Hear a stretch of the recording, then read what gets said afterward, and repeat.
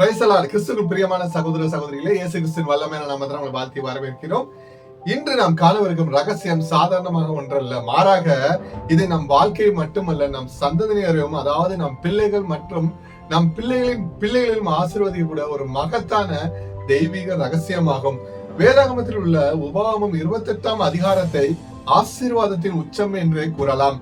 அதுவும் 28ஆம் அதிகாரம் 4ஆம் வசனம் பின்வருமாறு கூறுகிறது: உன் கர்ப்பத்தின் கனியும் உன் நிலத்தின் கனியும் உன் மாடுகளின் பெருக்கமும் உன் நாடுகளின் மந்தைகளும் ஆகிய உன் மிருக ஜீவன்களின் பலனும் ஆசீர்வதிக்கப்பட்டிருக்கும். ஆமென், அல்லேலூயா. இன்று பலர் ஜெபிக்கும் போது, ஆண்டவரே என்னை ஆசீர்வதித்து என் கடன்கள் எல்லாம் மன்னியுங்கள் என்பது போன்ற தற்காலிகமான ஆசீர்வாதங்கள் மட்டுமே கேட்கிறார். ஆனால் தேவனோ உன் சந்ததிக்கும் ஆசீர்வாதங்களை சேர்க்க விரும்புகிறார். அது எப்படி?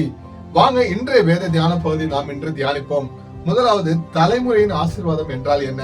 பொதுவாக நாம் சம்பாதிக்கும் செல்வம் அடுத்த தலைமுறைக்கு செல்லலாம் அல்லது செல்லாமல் கூட போகலாம்.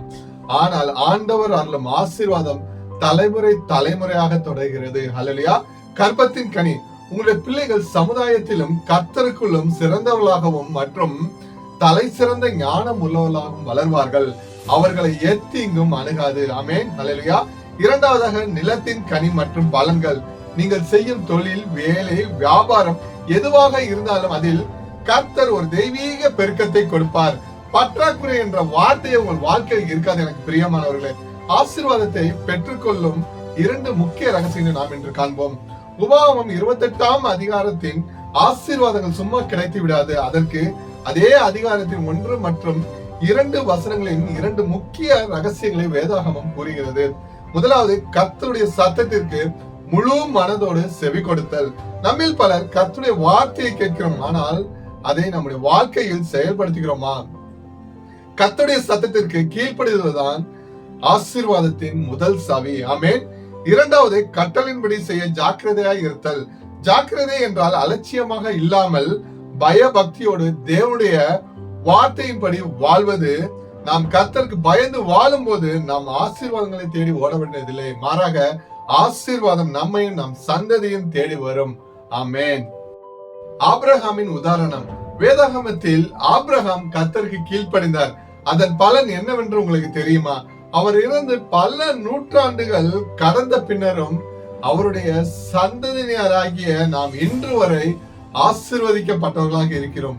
இன்று நீங்கள் வாழும் விசுவாச வாழ்க்கை உங்கள் பிள்ளைகளின் எதிர்காலத்தை தீர்மானிக்கிறது. ஆமென். கிறிஸ்துவுக்குள் பிரியமானவர்களே, இன்று உலகில் பலர் தங்கள் பிள்ளைகளுக்காக உலக பிரகாரமான செல்வத்தை சேர்ப்பதில் மும்முரமாக உள்ளனர். ஆயினும் அதை விட மிக மிக முக்கியமானது பிள்ளைகளுக்காக தேவனின் ஆசீர்வாதத்தை பெற்று தருவதே ஆகும்.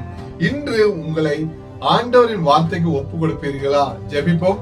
அன்பின் பிதாவே, பரலோக தேவனே, இந்த காணொலியை பார்த்து கொண்டிருக்கும் உம்முடைய ஒவ்வொரு பிள்ளைகளுக்காக நாங்கள் ஜெபிக்கிறோம். ஆண்டவரே, உபாகமம் 28:4 உம்முடைய வார்த்தையின்படி எங்கள் கர்ப்பத்தின் கனியும் எங்கள் நிலத்தின் பலனும் எங்கள் கால்நடைகளின் பெருக்கவும் ஆசீர்வதிக்கப்பட்டிருப்பதாக நீர் அளித்த வாக்குறுதியின்படி எங்கள் கைகளின் கிரிகளை நீர் ஆசீர்வதித்து எங்கள் குடும்பங்களின் சூழ்நிலைகளை தெய்வீக பெருக்கத்தை தந்தரல வேண்டும் என்று இயேசு கிறிஸ்து வல்லமையான நாமத்தினால் ஜெபிக்கிறோம்.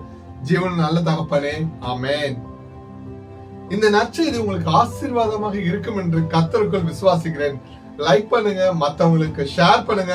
இது போன்ற தேவ செய்திகளை தொடர்ந்து பெற எங்கள் சேனலை சப்ஸ்கிரைப் செய்து கொள்ளுங்கள். கர்த்தர் தாமே உங்களை ஆசீர்வதிப்பாராக. ஆமென்.